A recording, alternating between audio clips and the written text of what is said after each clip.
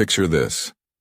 They were chosen to serve an emperor, but many became prisoners of jealousy, pawns of politics, and victims of history's darkest silence. Behind the crimson walls of the Forbidden City, the Imperial Harem was a gilded cage. Thousands of women lived under golden roofs, their lives ruled by fear, desire, and whispered plots. For some, beauty was the only weapon.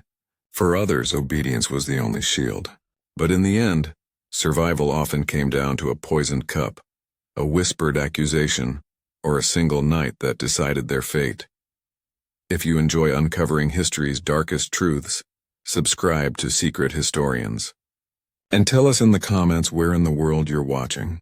From these buried stories now connect us across time and oceans. What you're about to hear is not just a story, it's a descent into the shadows of the Forbidden City.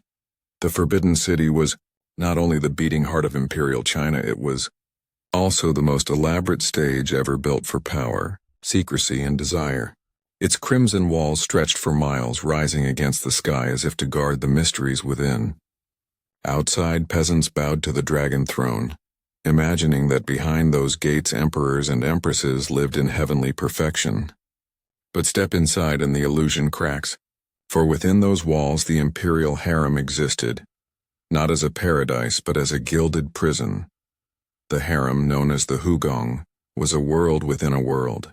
Thousands of women, from noble families, conquered territories, or even chosen for their beauty from across the empire, were brought into the Forbidden City. Officially, they were there to serve, to bring honor to their families, to bear heirs for the dynasty. But in truth, most of them entered a cage where every smile could be a lie and every whisper could decide life or death. Picture the scene.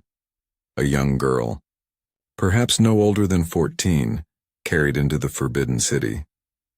Her hair is adorned with jade pins, her silks too heavy for her thin frame. She looks around, eyes wide with awe at the golden roofs, the vermilion halls, the marble walkways that seem endless. She imagines she has entered paradise, but as the heavy gates close behind her, she does not yet realize she has entered a battlefield without swords.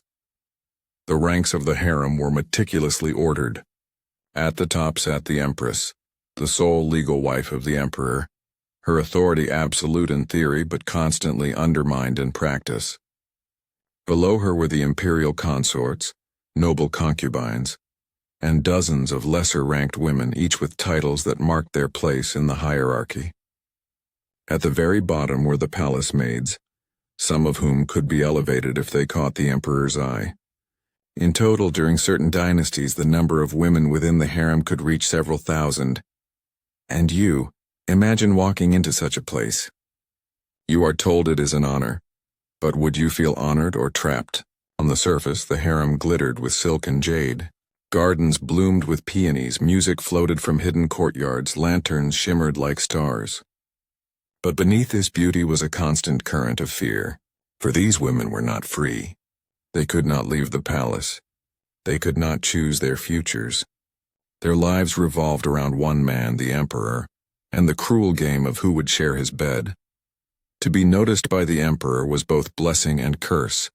A single night could raise a woman from obscurity to power, elevating her family's status and securing wealth for generations. But the same night could make her enemies. Those who rose too quickly often found themselves targeted by jealous rivals. Poison became a silent weapon. Servants might whisper lies. A rival could slip powdered pearls into food, not for beauty but for death. And so the harem lived in a state of constant performance.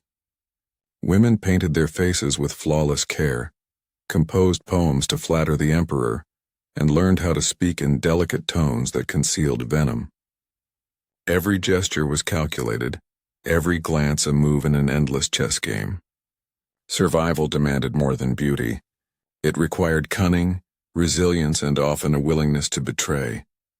One of the darkest truths was how young many of these women were. While the emperor might be in his 30s, 40s, or older, many of his concubines entered the palace in their early teens. They were still children, yet they were thrust into a world of adult desires and lethal intrigues. Their innocence was stripped away by rules that demanded obedience and by a system that measured their worth by fertility and charm. Imagine this. A girl brought from a distant province. Her family overjoyed that she has been chosen. They believe she will live in splendor. But she is one among hundreds. She spends her days waiting, sewing, rehearsing rituals, wondering if she will ever be noticed. And in the silence of her chamber she dreams of freedom she will never taste again. The control extended beyond personal lives. Every aspect of the harem was regulated. Women were assigned specific quarters, watched over by eunuchs loyal only to the emperor. Letters to families were censored, movements tracked, friendships discouraged. The walls themselves seemed to listen. To speak too freely could mean exile to a cold corner of the palace, or worse, a cup of poisoned wine. And yet, even within this prison, ambition burned. The empress might smile serenely during rituals, but beneath her robe she feared rivals who schemed to replace her. Noble concubines traded favors with eunuchs, bribing them for information. Some women plotted for years, waiting for the right moment to push aside a rival. Alliances formed and dissolved like shifting shadows. What makes the story even darker is that the emperor himself often knew little of these battles. To him, the harem was a reservoir of pleasure and heirs.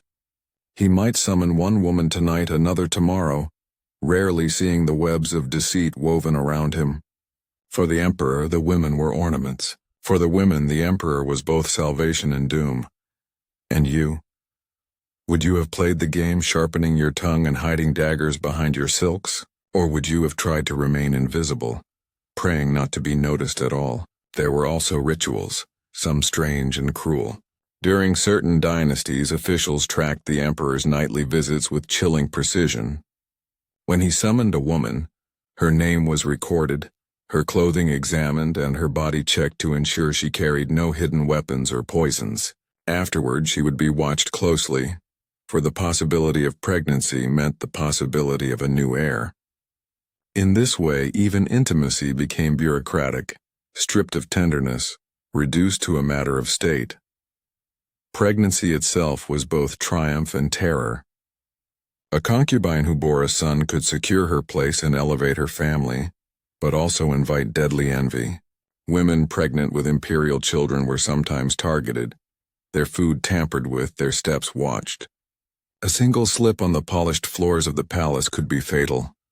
Picture the silence of the harem's halls at night. Lanterns flicker. Shadows stretch across carved screens, and somewhere a woman sobs quietly into her silk sleeve. She is not grieving for lost love, she is grieving for lost freedom, lost innocence, lost safety. For within the harem sorrow was constant, but it was hidden behind painted faces and rehearsed smiles. The forbidden city was built to project eternity. Its walls seemed unbreakable, its ceremonies unchanging. But inside the harem time moved differently.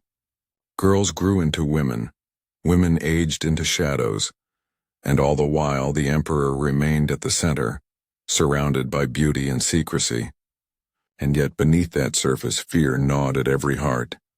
And you, if you were standing now in those halls hearing the echoes of silk slippers and whispered plots, what would you feel? Awe at the grandeur or dread at the silence? The harem was a place where history itself was shaped, for from these women came heirs who would inherit the throne. Yet for every heir born, countless women faded into obscurity, their names forgotten, their lives erased. They were the invisible architects of dynasties, yet history remembers them only as shadows. This is where the story begins, not in glory, but in silence. The Imperial Harem was not a paradise of silk and gold. It was a crucible of fear, ambition, and betrayal. And the deeper we step into its shadows, the more horrific truths we uncover. The next chapter will reveal how women were chosen, taken from families, and thrust into the labyrinth of the forbidden city.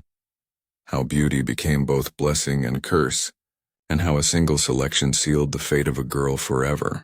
To understand the cruelty of the Imperial Harem, we must begin at its doorway, at the moment when young girls were chosen. For many, this was not a path of choice, but of command. The emperor's ministers scoured provinces, seeking beauty as if it were grain to be harvested. Officials entered villages, their eyes sharp, their scrolls ready, selecting daughters from noble households or, at times, from families eager for elevation. Imagine the dread of a mother hearing a knock at her door, a stern official announcing that her daughter had been selected. Was it honor or a sentence? For some families it was fortune. Their names might be lifted closer to power. But for others, it was terror. The realization that their child would be swallowed by the crimson walls, never to truly return. Girls were examined with chilling thoroughness. Skin, teeth, posture, voice, all were assessed. A crooked tooth might mean rejection, but a perfectly pale face could mean life in the palace. At times, entire lines of girls stood before officials, trembling as every flaw or virtue was noted. Some sources describe how officials carried silk cloths to rub against the girl's skin, ensuring no blemish marred the texture. Beauty was not just admired. It was dissected, measured, catalogued.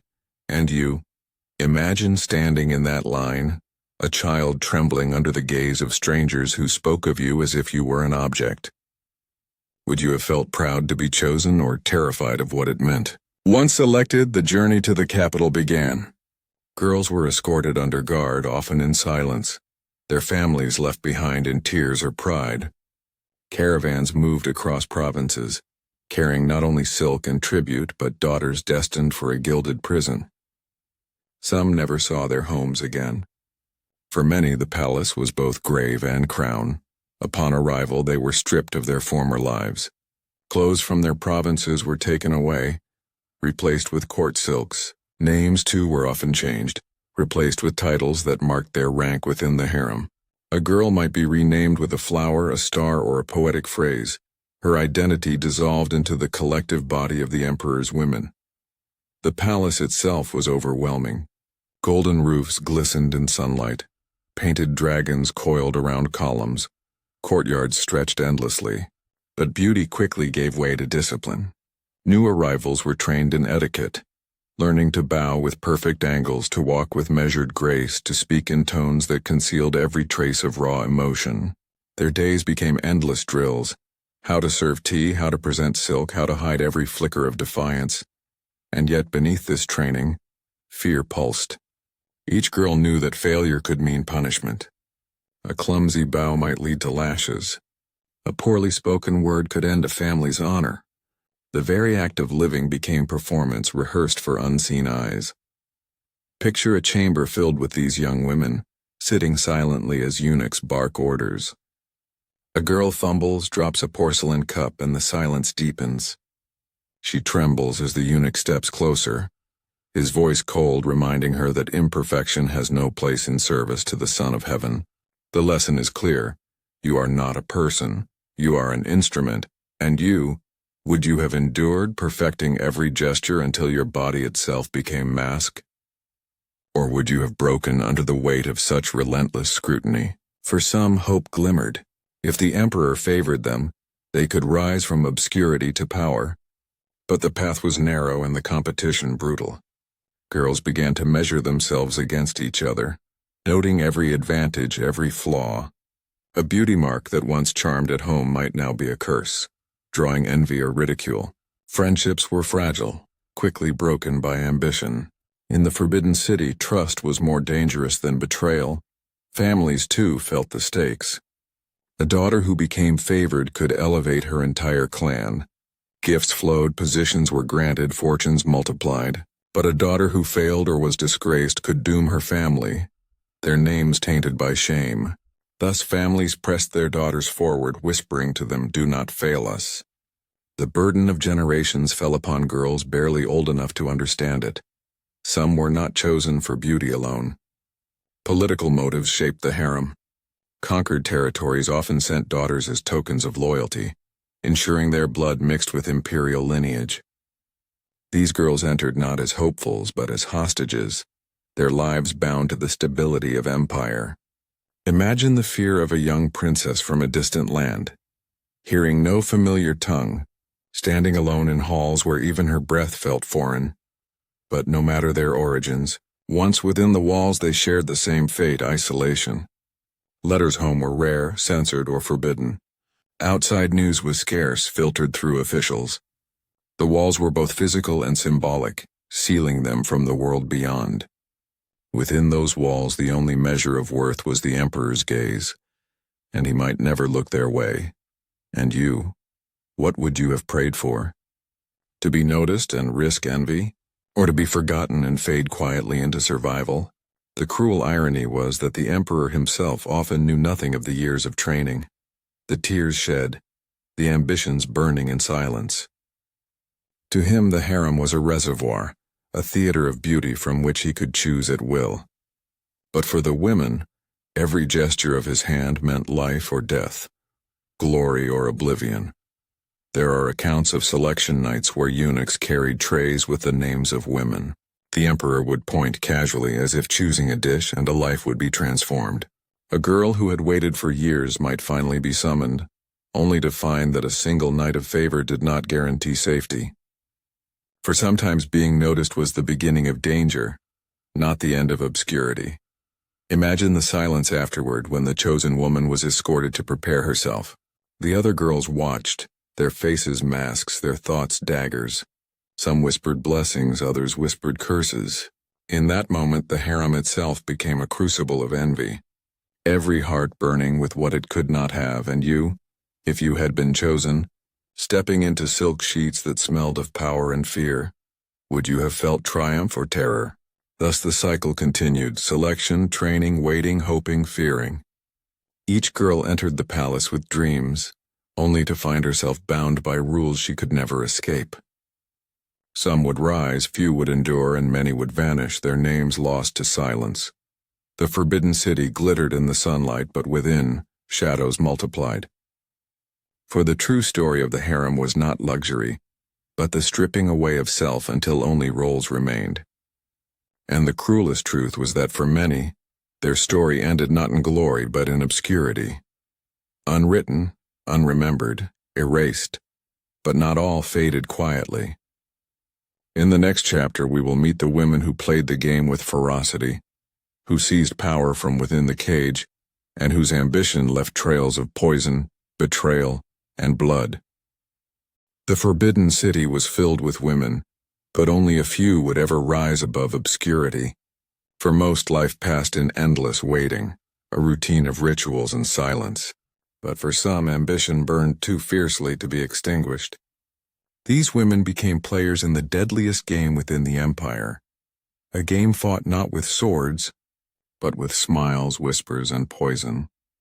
At the very top stood the empress, the official wife of the emperor, symbol of harmony in the empire. She was honored publicly, yet privately she walked a tightrope. For though she was the wife, she was not always the favorite.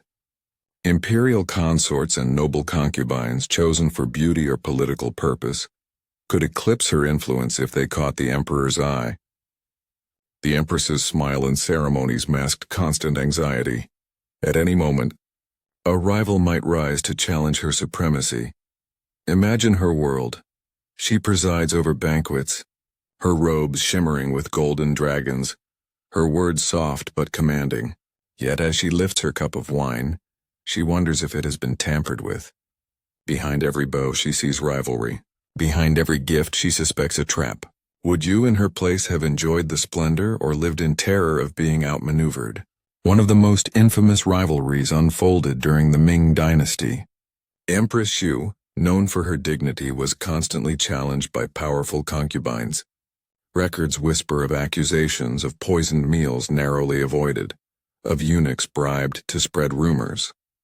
In such battles, truth rarely mattered. A whispered accusation that a woman had cursed the emperor or consorted with spirits could be enough to destroy her.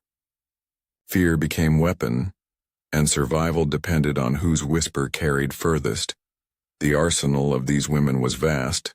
Though silent, they wielded cosmetics like armor, poetry like daggers. A carefully placed word during an evening stroll could plant suspicion. A smile too warm toward a eunuch might spark rumors of betrayal. Even silence itself could be deadly. Refusing to speak when expected could be read as defiance. In the harem, meaning was never fixed. It shifted like shadows on the palace walls. And you, how would you have survived? By retreating into invisibility, hoping not to be noticed, or by sharpening every glance, every word, until your life became performance? Poison was a constant presence, though rarely spoken aloud. Chronicles tell of women falling ill mysteriously, their rivals rising swiftly in their absence.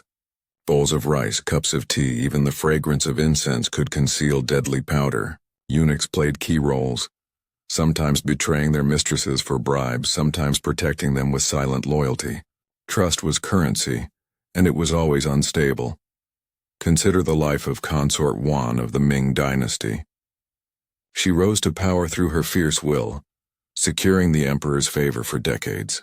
But her path was littered with rivals who vanished, some to exile, others to early graves. Chroniclers debate how much was her hand and how much coincidence, but the pattern was undeniable. She survived where others did not. And survival in the harem was never an accident. Picture the scene.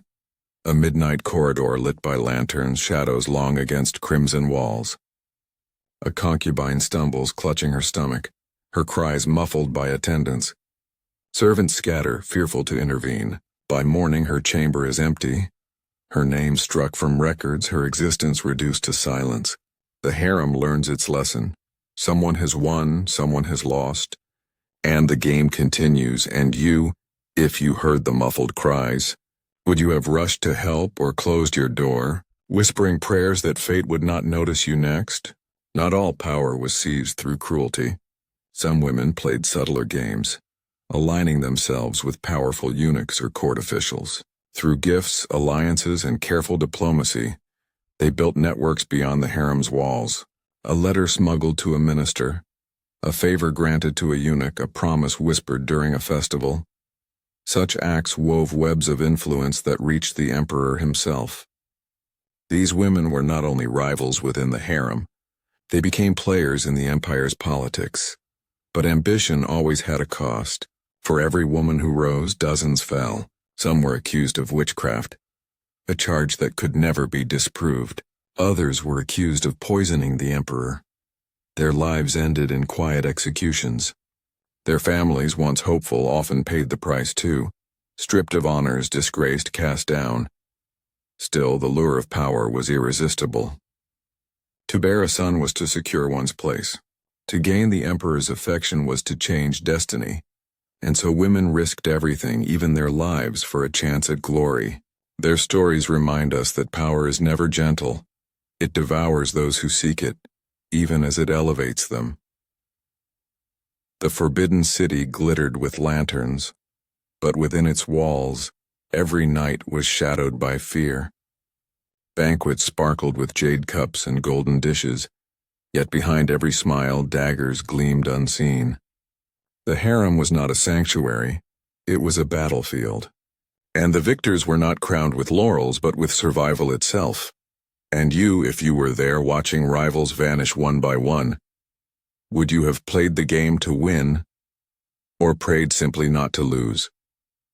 In the next chapter we will step deeper into these battles, exploring not just rivalry, but the rituals and practices that bound the women of the harem to lives of secrecy and submission. Rituals that revealed just how fragile power could be within walls of silk and gold. Life inside the Imperial Harem was more than rivalry and whispers. It was shaped by rituals, ceremonies, and rules so strict they turned existence into performance. The palace was not only a home but a stage where every gesture, every word, every movement reinforced the illusion of harmony, while hiding the undercurrent of fear. For the women within, daily life was less about living and more about surviving in a system where the smallest mistake could echo into disaster. Picture dawn inside the forbidden city. The first light of the sun glitters off golden roofs, but within the harem's courtyards shadows still linger. Eunuchs hurry down stone corridors, their slippers tapping against the tiles, carrying scrolls that list the emperor's decrees. Women are already awake, their hair being combed by attendants, their faces painted into porcelain perfection. The air smells of incense, faintly sweet, masking the tension that hangs like smoke. Each day began with ritual. Women bowed toward the emperor's quarters even if he never appeared. Offerings were placed at shrines, silk garments adjusted until they seemed flawless.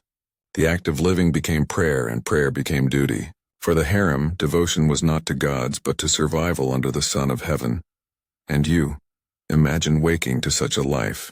Would you have felt pride in bowing before unseen power? Or despair in knowing your gestures meant nothing except obedience? Meals, too, were rituals. Food was inspected by eunuchs, each dish tested to ensure no poison lingered. Women sat in silence, their chopsticks moving with precise grace, every bite observed. Even nourishment was infused with suspicion. To eat too quickly was rude. To eat too little suggested illness or defiance. The simplest act became a coded message, and mistakes were costly. At night, another ritual unfolded. The selection of who would serve the emperor's pleasure. Eunuchs arrived carrying small wooden tablets inscribed with the women's names. The emperor, often disinterested, would point or nod, and the chosen woman was summoned. Her body was bathed, her hair oiled, her garments inspected for hidden threats. She would then be carried literally on a blanket by eunuchs to the emperor's bedchamber, a humiliating reminder that she belonged not to herself, but to the system. Imagine the dread of that journey. Carried like an offering, unsure if this night would bring elevation or envy, unsure if the emperor would remember her in the morning. And imagine the others watching her leave, their hearts filled with jealousy, their whispers beginning the moment her footsteps faded. And you, if your name had been called, would you have prayed for favor or for forgetfulness? Beyond these nightly rituals, there were annual ceremonies that turned the harem into spectacle. During festivals, women were displayed in elaborate robes, jewels glittering under lantern light. The emperor strolled among them, his eyes scanning as if choosing jewels from a treasure chest. For the women, these were moments of terror disguised as beauty. A glance could mean glory. A lack of notice could mean obscurity forever. Some dynasties formalized this further. Records describe systems where officials recorded the emperor's visits in detail. The date, the woman's name, even the hour. Pregnancy became a state matter, monitored by ministers. The birth of a son was celebrated across the empire, while the birth of a daughter was often quietly noted, forgotten outside the harem's walls. Women who bore sons gained protection but also danger, envy sharpened around them like knives. The cruelty of the system was that joy could never be trusted. A child's laughter in the harem might soon be silenced by sudden illness. A woman's rise could end in exile to a cold chamber, her silks replaced with coarse cloth. The palace walls glittered, but inside them nothing was permanent. Rehook. Think of the contradictions. A palace built to last forever, yet lives inside it changed or ended in an instant. A throne meant to symbolize divine order, yet guarded by rituals born of fear. Punishments reinforced this fragility. A woman accused of disobedience could be whipped, exiled, or forced into silence in a remote corner of the palace. Execution was not always public. Sometimes it came quietly, in a cup of poisoned tea offered under the guise of compassion. For the harem, death was not the enemy, obscurity was. To die forgotten was to lose even the small chance of leaving a mark on history. Picture a small chamber lit only by one candle. A concubine kneels, her hands trembling around a porcelain cup. She drinks because refusal would mean torture for her family. Outside, the palace continues its rituals unmoved. By morning, her chamber is empty, her name erased from records. For the harem, life and death were both absorbed into silence. And you, would you have chosen resistance, knowing it meant destruction, or compliance, knowing it meant erasure? Even daily leisure was ritualized. Women were encouraged to play music, paint, or compose poetry, but always under the watchful eyes of eunuchs. Every talent became performance, every hobby potential weapon. A song might flatter the emperor, or it might anger rivals who heard hidden meanings in the notes. A painting could elevate or condemn depending on interpretation. Art was not freedom, It was another battlefield. Religion, too, was woven into this web. Women prayed at shrines, lit incense, and recited chants hoping for protection. But even prayer could be twisted. A woman accused of praying for rivals' deaths could be branded a witch. Devotion could become curse, faith could become crime. What strikes us most is how the system stripped women of self. Names were replaced with titles. Identities dissolved into ranks. They were no longer daughters, sisters, or wives. They were concubines, consorts, pawns of the emperor's legacy. Their pasts were erased, their futures dictated by rituals that reduced them to roles. And you, hearing this now, centuries later, do you see ritual as beauty or as chains? Do you see the harmony described in chronicles or the fear hidden behind it? By the end of a single day, a woman in the harem might bow 100 times, paint her face into perfection, whisper a dozen rehearsed phrases, and yet feel no more secure than she had that morning. The palace demanded perfection but never guaranteed safety. The forbidden city appeared eternal, but the lives within it flickered like candles, always one breath from extinguishing. Rituals promised order, but beneath them chaos brewed.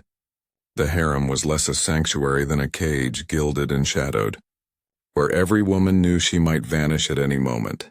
And in the next chapter, we will uncover the most infamous scandals of the Imperial Harem, the betrayals that spilled beyond whispers and rituals into open bloodshed. Stories so shocking they still echo through history. The Forbidden City's walls were built to contain secrets, but some scandals were too large to remain hidden. Whispers that began in quiet corridors sometimes swelled into storms that shook the entire dynasty. These were not merely private rivalries, they were betrayals that spilled into open bloodshed, altering the fate of emperors and empires alike. One of the most infamous tales comes from the Ming dynasty, during the reign of Emperor Jiajing. He was obsessed with Taoist rituals, convinced they would grant him immortality. But behind the closed doors of his palace, his quest for eternal life led to horror. Young girls were forced into the harem, many as little as 13, to provide the pure essence he believed could prolong his reign. Rituals demanded their bodies, their blood, their innocence. Some chroniclers claim that dozens died in these practices, their suffering hidden beneath layers of incense and prayer. For the women of the harem, even faith was twisted into torment. Imagine being one of those girls told your pain would fuel the emperor's eternity. Would you have prayed for salvation, or cursed the heavens for your fate? But the darkest scandal came not from ritual but rebellion. In 1542, a group of palace women plotted to kill the emperor himself. They were concubines, attendants, women who had endured years of cruelty. That night they waited until the emperor slept, then crept into his chamber. They tied silk cords around his neck, pulling with trembling hands, believing they could end his tyranny. For a moment the emperor gasped and struggled, life slipping away beneath their desperate strength. But fate betrayed them. One woman faltered, panic gripping her. She ran to summon help, revealing the plot. Guards rushed in, cutting the cords, saving the emperor at the edge of death. By dawn, the conspirators were dragged through the palace, their screams echoing down stone halls. Records tell us they were executed with brutal swiftness, torn apart, their bodies displayed as warnings. Their rebellion ended in blood, their names erased, but their act still echoes as the night the harem itself tried to kill the Son of Heaven. And you, if you had been one of those women, hands trembling on the silk cord, would you have pulled harder or stepped back in fear? Scandals also erupted from jealous rivalries that turned deadly. Consider consort Zhao, known for her beauty during the Han dynasty.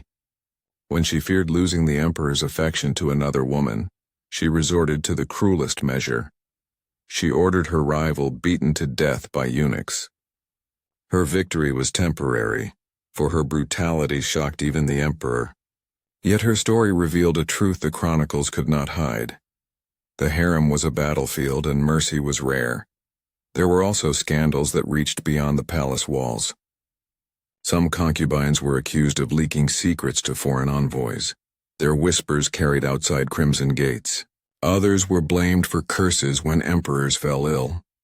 In such times, fear spread quickly. Women were dragged from their chambers, interrogated, tortured, executed. Guilt or innocence mattered little. The harem needed scapegoats, and the women themselves were convenient sacrifices.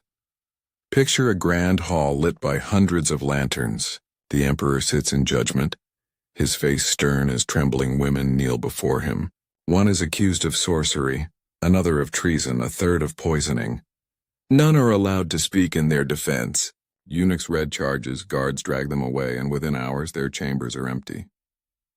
The palace breathes easier, but only for a moment, for the cycle always begins again. And you, what would you have done, accused in front of the emperor, knowing innocence meant nothing? Would you have begged, or held your silence with dignity? Perhaps the most chilling scandal involved the deaths of imperial children. A favored concubine who bore a son might become a threat to the empress.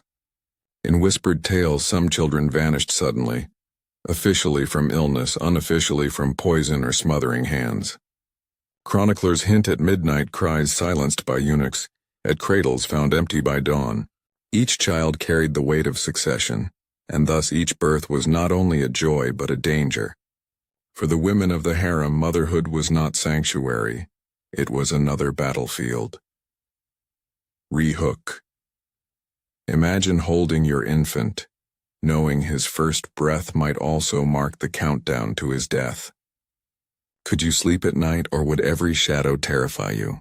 The Forbidden City preserved the image of divine order, yet beneath its golden roofs chaos reigned.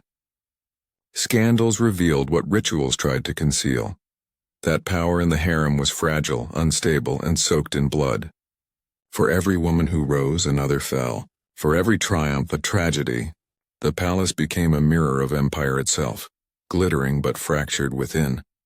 And yet scandals did not end the system. Even after plots, deaths, and betrayals, the harem endured, its structure rebuilt, its rituals restored. It was as if the empire itself refused to learn, preferring silence over change. The women's cries were swallowed by stone walls, their blood washed from marble floors, their stories hidden in chronicles that dared only hint at the truth. Still, their whispers remain. The rebellion of 1542, the jealousies, the deaths of children. These tales remind us that the harem was not a passive sanctuary, but an arena where desperation sometimes broke into open defiance. And in the next chapter, we step deeper into the psychology of the women who endured this world, how they coped with fear, how they found fragments of identity within a system designed to erase them, and how their survival left traces even when history tried to silence their names. Scandals revealed the brutality of the Imperial Harem, but what is often forgotten are the quieter stories, the inner lives of the women who endured it. They were not only pawns of politics or victims of poison. They were human beings forced to survive in a world designed to erase their individuality, and in the silence of their chambers they developed ways to endure, to cope, and sometimes even to leave their mark on history. Picture a dimly lit chamber, its walls painted with faded flowers, a single lantern casting long shadows. A concubine sits at a low table, her brush moving delicately across silk. She writes a poem. Not for the emperor, not for the court, but for herself. Each character is a fragment of her soul, a whisper of freedom in a world that has taken her voice. Her words will never be read outside these walls, yet for her they are survival. Art became one of the few refuges for harem women. They painted, embroidered, composed poetry. Officially, these acts were meant to cultivate refinement, but privately they were outlets of emotion, grief, longing, anger. A poem could contain coded messages. A painting could conceal hidden protest. Some even embedded subtle criticisms of the emperor in their art, careful to disguise them in metaphors so they would not be punished. And you, if you had lived within those walls, would you have turned to art as resistance or buried your thoughts in silence? Friendship, though dangerous, was another form of survival. Despite the risks, women sometimes found solace in one another. Chronicles hint at bonds formed in secret, shared whispers in moonlit gardens, promises of loyalty even in betrayal's shadow. These friendships were fragile, often broken by rivalry, yet they offered fleeting comfort in a place where trust was rare. To clasp another's hand in secret was an act of rebellion, however small. Religion, too, played a role in endurance. Women prayed at shrines, lit incense, whispered chants. Some placed their hopes in Buddhism, others in Taoism, seeking strength beyond the palace. Faith gave them a sense of connection to something larger than the harem, something that could not be silenced by eunuchs or rituals. Yet faith also became dangerous. Accusations of witchcraft or sorcery were common. Still, for many, prayer was the only freedom left. Imagine kneeling in the cold silence of a shrine, incense smoke curling upward, whispering a prayer not for power, but for mercy. Would you have risked faith knowing it could condemn you? Rehook. Think of the contradictions again. A palace of thousands, yet loneliness was its greatest occupant. A place built for beauty, yet grief lingered in every corner. Some women sought survival through obedience, perfecting every ritual until they disappeared into the machinery of the harem. They became invisible, unnoticed, unthreatening. For them, survival meant fading into the background, hoping obscurity would keep them safe. Others chose the opposite path, sharpening their wits, aligning with eunuchs or officials, embracing ambition. For them, survival meant constant vigilance and calculated risk. But perhaps the greatest act of endurance was memory. Women told stories, shared fragments of their past, preserved their identities in whispers. A concubine might cradle a silk handkerchief embroidered by her mother, keeping alive the memory of who she once was. In a system designed to erase them, memory itself became rebellion. And you? What would you have clung to? A childhood story? A token from home? Or nothing at all to numb yourself against the pain? There were also those who, against all odds, left lasting marks. Some women who bore sons saw their children rise to the throne, becoming empress dowagers who wielded immense power. In those rare cases, survival blossomed into authority. But even then, the scars of their early lives never left them. Power did not erase the years of fear. It only shifted its shape. Consider Empress Dowager Cixi, who began as a low-ranking concubine in the 19th century. She rose from obscurity through cunning and resilience, eventually controlling the empire for nearly half a century. Her story is proof that even within the cage, some women could seize the keys. But her rule was shadowed by ruthlessness, shaped by the harem's lessons of betrayal and survival. The cage had taught her well, but it had also left her scarred. Picture her in later years, seated on a dragon-carved throne, her face serene, but her eyes sharp with memory. She smiles for portraits, but behind that smile is the knowledge of every rival defeated, every risk endured. Would you have judged her cruelty, or understood it as the inevitable result of surviving the harem's crucible? Yet for every Cixi, there were countless women whose names never left the palace walls. Their poems were burned, their paintings forgotten, their whispers silenced. They endured not for power, but simply for survival. Their legacy is not written in chronicles, but in the haunting truth that behind every golden roof lay hidden lives, buried stories. Rehook. Ask yourself, how many lives have been erased by history's silence? How many voices lost because the palace decided they did not matter? In the end, the psychology of survival was as complex as the harem itself. Some women bent, some resisted, some played the game, some refused. None were truly free, but all found ways to endure. Their resilience, however fragile, is perhaps the darkest truth of all, that even in cages life persists, even if it must twist itself into silence. And in the next chapter, we will uncover how these women's lives shaped the empire itself, how their sons, born from shadows, inherited the throne, and how the echoes of the harem reached far beyond its walls to alter the course of Chinese history. The harem may have been built to contain women, but its influence stretched far beyond the crimson walls, for in their arms these women carried the empire's future. Their sons, born of silence, intrigue, and ambition, would inherit the dragon throne, and through them the whispers of the harem became the roars of history. Picture the birth of a child in the Forbidden City. The chamber is dim, lanterns flickering, eunuchs and attendants hurrying with hushed urgency. A concubine lies in labor, her silk soaked with sweat. Around her fear is thick as incense. If she delivers a son, her life will change forever. If a daughter, she may fade into obscurity. The cry of the newborn pierces the air, and for one heartbeat the entire chamber holds its breath. A eunuch announces the gender, his voice trembling. A son. In that moment, power shifts. The mother's name is whispered with new respect. Her rival's smiles hardening into daggers. She has given the empire an heir, and in the harem, nothing is more dangerous or more valuable. And you imagine yourself cradling such a child.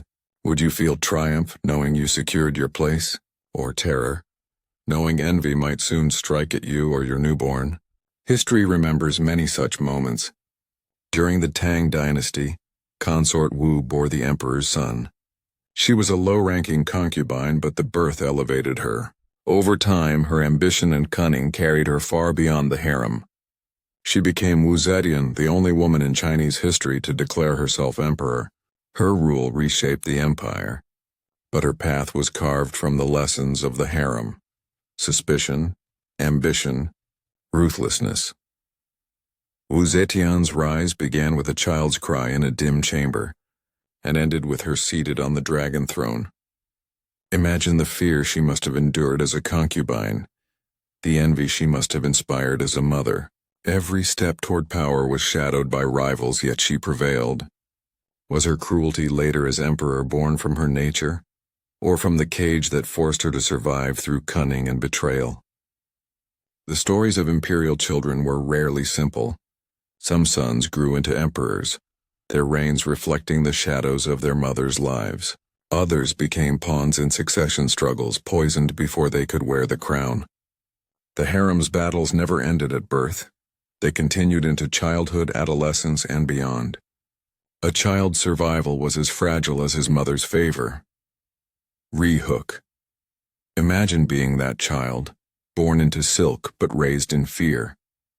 Every cup you drank, every toy you touched, could be watched by rivals who wanted you gone. Could you ever feel safe? Succession was the empire's heartbeat, yet it was also its greatest source of bloodshed. Emperors with multiple sons often left chaos behind, each mother pushing for her child's claim. Eunuchs and ministers chose sides, factions formed, and soon the palace became a battlefield of politics and whispers. The harem's influence stretched outward, shaping decisions that affected millions. A child's life inside the palace could determine the fate of armies, provinces, dynasties. Consider the Ming dynasty's Tianqi emperor. His mother, Lady Wang, had little power at first. Yet through her son, she found herself elevated. Ministers who once ignored her now courted her favor. But with attention came danger. Rivals whispered against her, accusing her of manipulation, of witchcraft, of overstepping her role. She endured because survival demanded silence. Her son wore the crown, but her every breath was still measured against envy. Picture Lady Wang in her later years, watching her son struggle as emperor, knowing the lessons he had learned came from a palace of intrigue and fear. Did she feel pride or guilt? The most powerful women became empress dowagers, ruling in their sons' names when emperors were too young or weak. They emerged from the shadows of the harem into the spotlight of governance. Yet their rule was always contested, their authority doubted. Ministers resented their presence, rivals plotted their downfall, yet they endured. The harem had trained them too well to be anything less than formidable. Empress Dowager Lu, widow of Liu Bang, the founder of the Han dynasty, is a chilling example. Once a concubine, she rose to power through her son. But her rule became infamous for its brutality. Rivals were executed in horrific ways, families exterminated. Her cruelty shocked even hardened officials. Yet beneath her ruthlessness was the logic of the harem. Strike before you are struck. Destroy before you are destroyed.